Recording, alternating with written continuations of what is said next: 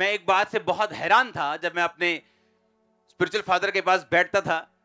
अगर मैं उनके साथ बैठ के बोलूं ना, अच्छा मुझे ये मिनिस्ट्री में जाना है और ये में भी जाना है, वो कभी मना नहीं करते थे, कभी भी।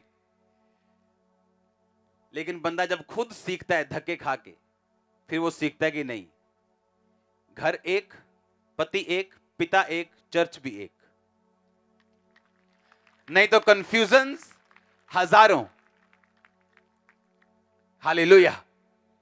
जब आप क्रिश्चियनिटी में चलते हैं, आप स्पिरिचुअल रीति के साथ जब चलते हैं, आपको अपनी जुबान को कंट्रोल में रखना पड़ता है, इमोशंस को कंट्रोल में रखना पड़ता है। आप जगह जो दिल चाहता है, जो इमोशन चाहते हैं, आपको उसको बस में करना पड़ता है। आपको स्पिरिचुअल आइज से, आपको स्पिरिचुअलिटी के साथ जो वचन कहते हैं और धैर्य के साथ चलना पड़ता है। विक्ट्री श्योर है, मैंने कहा। आप फिर देखते हैं कि परमेश्वर आपके लिए लड़ रहा है। आप देखते हैं कि वो आपके बैरियों का मजाक बना रहे हैं। आप फिर देखते हैं कि अब वो आपके लिए, आपको कुछ करने की जरूरत नहीं, वो लड़ रहे हैं आप लोगों के लिए। और परमेश्वर ये बताता है कि उसे जीत के लिए भीड़ नहीं चाहिए, वो सैकड़ों से भी लाखों मरवा सकता है। उसने कहा यहोशू, चपड़ चपड़ पानी पीने वाले को ले जा। कहता परमेश्वर, ये 200, ये 300, ये 500 लोग उन्हें मार पाएंगे लाखों को? परमेश्वर कहता हां, ना बल से ना शक्ति से।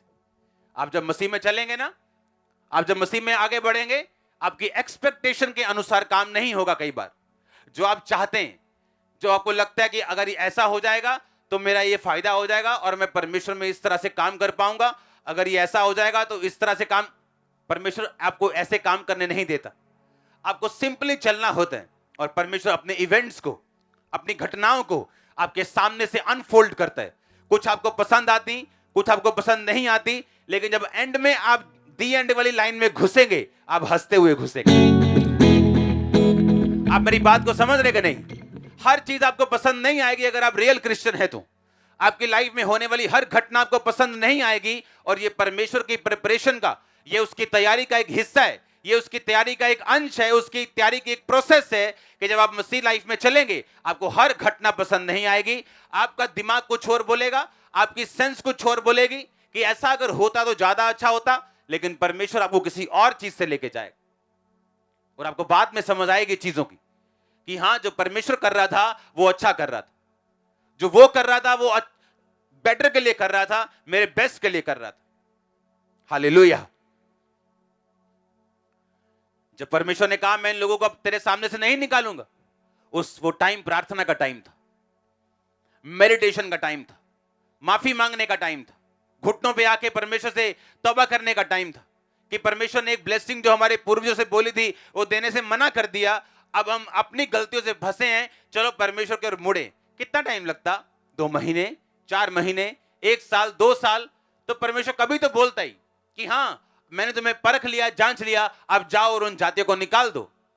लेकिन परीक्षा में फंसने के बाद जो थोड़ा टेढ़ापन था उसको और टेढ़ा कर दिया, और परमेश्वर ने 8 साल एक राजा के अधीन कर दिया। आज अब ऐसी चीजों के अधीन है, ऐसे बॉन्डेजेस, बंधन, बीमारियां, ऐसी चीजें जिनके अधीन आपको नहीं होना चाहिए, लेकिन बाइबल कहती तुम्हारी कमियों के कारण तुम उनके अधीन हो। और जब हम प्रार्थना में जाते हैं, चेक करते हैं अपनी स्पिरिचुअल लाइफ को, तौबा करते हैं, वचन से अपने आप को जांचते हैं, कितना टाइम लगेगा? कुछ महीने, कुछ हफ्ते, कुछ साल, आप डिलीवर होते हैं। लेकिन आज की जनरेशन उल्टा करती, पहले पाप से गरीबी में फंसती, उसी गरीबी की निराशा से व्यभिचार में फंस जाती, नशे में फंस जाती। उन्हें यह नहीं मालूम वो प्रॉब्लम आपको उत्साहित करनी चाहिए कि आप परमेश्वर की ओर जाएं, लेकिन वो प्रॉब्लम उनको शैतान की ओर लेके जाती और हालत और बिगड़ जाती। और यही उनके साथ हुआ। और बाइबल कहती 8 साल बाद उन्हें अकल आई, जब अधीनगी में रह के मर गए, लुट गए, और पता लगा कि हम तो राज्य करने वाली प्रजा है, हम तो राज्य करने वाले वंश हैं, लेकिन हम तो ऐसा जीवन जी रहे हैं जो एक नौकरों का है।